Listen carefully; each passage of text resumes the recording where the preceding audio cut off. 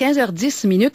Il s'agit, je vous en parlais il y a quelques instants, il s'agit d'une première mondiale dans le domaine de la santé. C'est un tout nouveau respirateur artificiel automatique qui a été mis au point en Suisse et testé ici à Québec, en fait, à l'Institut universitaire de cardiologie et de pneumologie de Québec, pour être plus précise.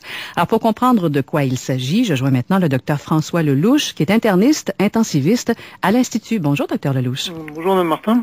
Avant de parler de ce que ça va changer pour les patients et pour le personnel soignant, parlons de l'appareil lui-même. Il s'agit d'un système développé par une société suisse. Comment se fait-il que ce soit à Québec qu'on ait réalisé la première évaluation du système? Donc effectivement, il s'agit d'une société suisse, Hamilton, qui a évalué, qui a mis au point ce système de respiration artificielle. Moi, je travaille dans le domaine de la ventilation artificielle depuis des années. J'avais commencé à travailler en France, et puis on a un programme de recherche spécifique sur la ventilation artificielle. Donc je suis tout ce qui se passe sur la ventilation artificielle. C'est pour ça que j'étais au courant de ce nouveau ventilateur. Et puis on a eu la chance de pouvoir effectivement faire la première étude sur ce ventilateur qui est assez révolutionnaire. Oui, alors vous dites qu'il est révolutionnaire. En quoi est-ce qu'il est différent des appareils conventionnels? Donc, ce qui se passe avec la ventilation artificielle, c'est tous. Vous avez probablement vu des images des patients qui sont aux soins intensifs, soit après une chirurgie, soit parce que les patients sont très gravement malades. Et quand ils sont fortement endormis, les patients ne peuvent plus respirer, donc il faut suppléer à cette respiration. Et donc il y a cette machine, le respirateur artificiel, qui administre de l'air, de l'oxygène pour maintenir le patient avec une oxygénation correcte, etc.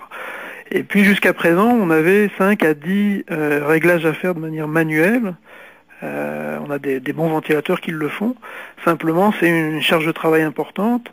Et puis, on ne peut pas être tout le temps au chevet du patient, alors qu'avec un système comme ça automatisé, il y a immédiatement une adaptation, une optimisation des réglages qui permet d'avoir une meilleure adaptation du respirateur au patient. C'est un monitoring constant, finalement, que permet cet appareil-là. D'une part, un monitoring constant, et puis surtout une réaction à ce monitoring. C'est-à-dire, dès que le patient change un petit peu, parce qu'au cours de la journée aux soins intensifs, il peut se passer plein de choses. Le patient peut s'aggraver ou peut au contraire s'améliorer. Et le ventilateur s'adapte en permanence pour s'ajuster au patient. Ah, oui. Donc il y a des bénéfices pour le patient, puisque en permanence il y a une optimisation des réglages, et puis un bénéfice également, puisqu'on a une réduction importante de la charge de travail, alors qu'on sait que dans les années à venir, il va y avoir une augmentation très importante du nombre de patients. Ben alors voilà, parlons-en justement. Cette augmentation, elle est prévue, elle se confirme simplement par le fait que la population vieillit, c'est ça? Ben ça, c'est quelque chose qui est bien connu, tous les démographes le disent depuis des années.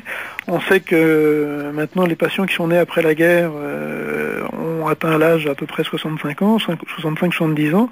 On sait que ça va aller en augmentant encore, évidemment, avec les années. Et puis on sait qu'à partir de 65-70 ans, eh bien, on est les patients viennent plus souvent à l'hôpital et donc plus souvent aussi aux soins intensifs.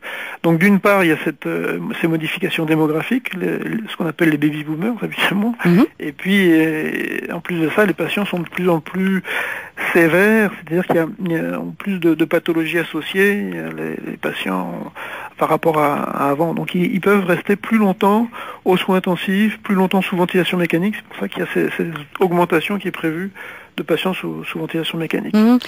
Donc, respiration artificielle, quand on est plus jeune, on n'a peut-être pas l'habitude de voir ce système, de voir des gens branchés sur ce système aussi souvent. Donc, vous dites que quand on est plus vieux, quand on vieillit, notre système est plus fragile, et on a besoin de ce genre d'appoint-là plus systématiquement? On vient plus souvent à l'hôpital pour des opérations, comme nous, par exemple, on l'a testé chez des patients après une chirurgie cardiaque. C'est certain que les chirurgies cardiaques sont beaucoup plus fréquentes chez les patients après 65-70 ans. Le problème de coronaire, les problèmes de valves a changé.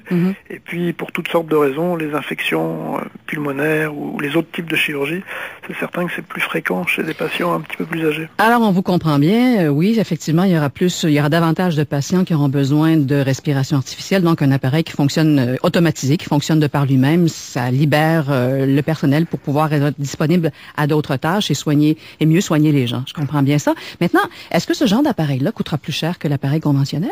Donc ça, je ne sais pas encore, parce que il n'est pas disponible actuellement sur le marché. Il faut l'approbation de Santé Canada pour qu'il soit vendus sur le marché. Je pense que ça devrait être le cas d'ici l'automne ou la fin de l'année. En tout cas, c'est ce que me disait la société Hamilton Medical. Et puis, il semble que ce sera probablement dans le même ordre de prix, peut-être un petit peu plus cher, mais je pense que ce sera pas si important. Si réellement il y a ce bénéfice qui se confirme, nous on a quand même des bénéfices qui sont très importants sur cette étude, qui sont vraiment importants. Donc si ça se confirme, je pense que le problème du coût est tout à fait secondaire. Par curiosité, bon, vous avez testé l'appareil en question, mais il n'est pas commercialisé. D'ici là, est-ce que vous avez le droit, vous, de continuer à vous en servir? Nous, on s'en sert dans le cadre de la recherche uniquement. Ça peut être fait uniquement dans le cadre de la recherche avec un consentement des patients. Et on prépare effectivement une autre évaluation pour vérifier l'impact sur la durée justement de la ventilation mécanique. Et puis c'est sur d'autres populations, des patients qui ont... Là, c'était uniquement notre étude chez des patients après une chirurgie cardiaque, donc une population très spécifique. Et on va élargir pour vérifier l'efficacité dans d'autres cadres. Je vous remercie beaucoup, Dr Lelouch. Je vous remercie. Au revoir, bon après-midi. Dr François Lelouch, interniste intensiviste à l'Institut universitaire de cardiologie et de pneumologie de Québec.